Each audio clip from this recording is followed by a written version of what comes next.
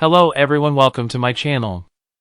Guys, don't forget to like the video, subscribe to my channel and turn on the notification bell before going into the details. Ripple v. SEC court case update as of April 3, 2023. As the courtroom battle between Ripple and the United States Securities and Exchange Commission, SEC, continues to grab the attention of the crypto community as well as the world, a legal expert and amicus curiae for the blockchain company, John E. Deaton, shared an explanation of one of the most important legal terms referring to the case, as well as his views on the ruling deadline.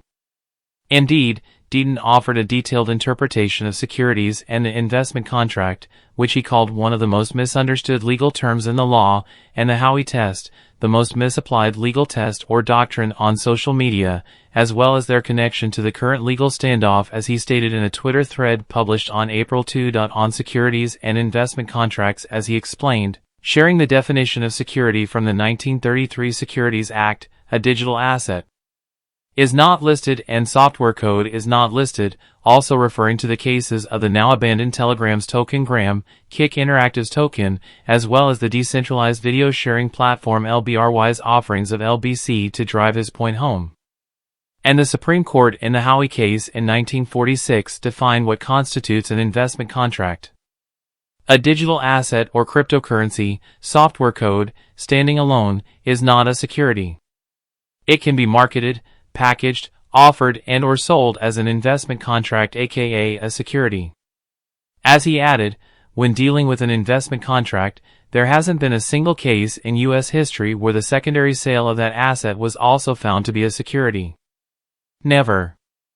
Every altcoin arguably starts out as a security when it's first distributed, ICO or not. When Satoshi was the only miner of Bitcoin, or one of a few, and had he offered 100k BTC for sale for $100,000 US, it would have been an unregistered securities offering.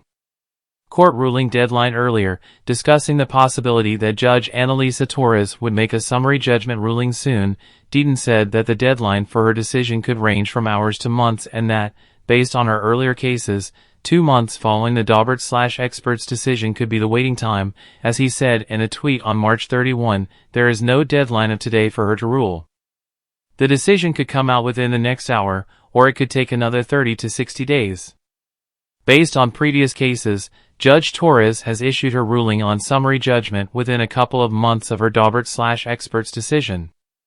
Considering that, as Finbold earlier reported, the judge issued her ruling on both parties' Daubert motions to preclude expert witnesses' testimony on March 6, 2023, this means that the crypto sector could wait at least another month for the Ripple v. SEC lawsuit to end. Ripple effect of the case. As a reminder, pro-Ripple lawyers have voiced their opinion that the above decision could prove disastrous for the finance watchdog's summary judgment motion, singling out the exclusion of one specific witness, who is supposed to testify on why people bought the XRP token, as fatal to the SEC.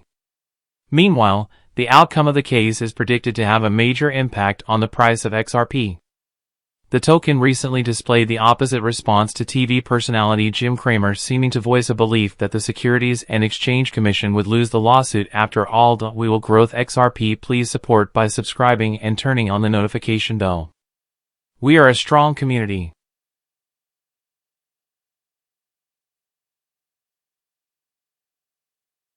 CLO sides with Ripple, but will Coinbase relist XRP?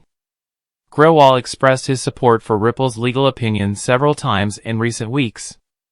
Coinbase even filed an amicus brief in support of the blockchain company.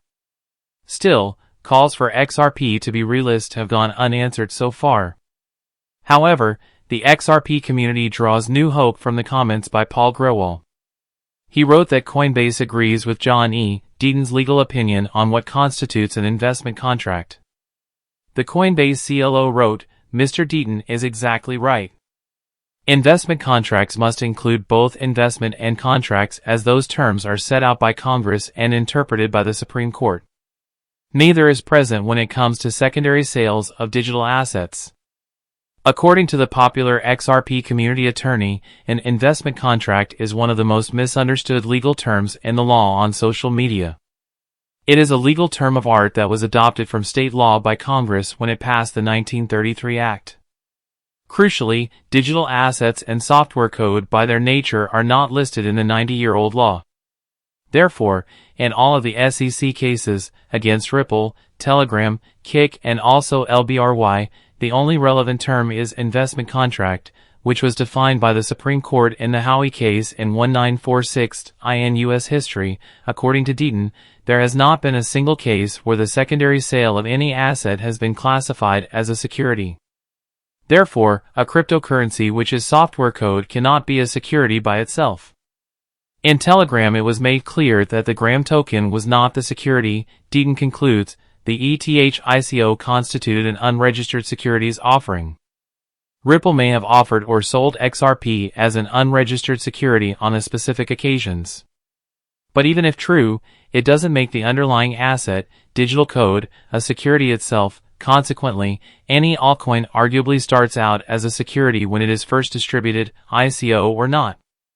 But after that, there is no legal basis to call any secondary market transaction securities sales, Deaton argues.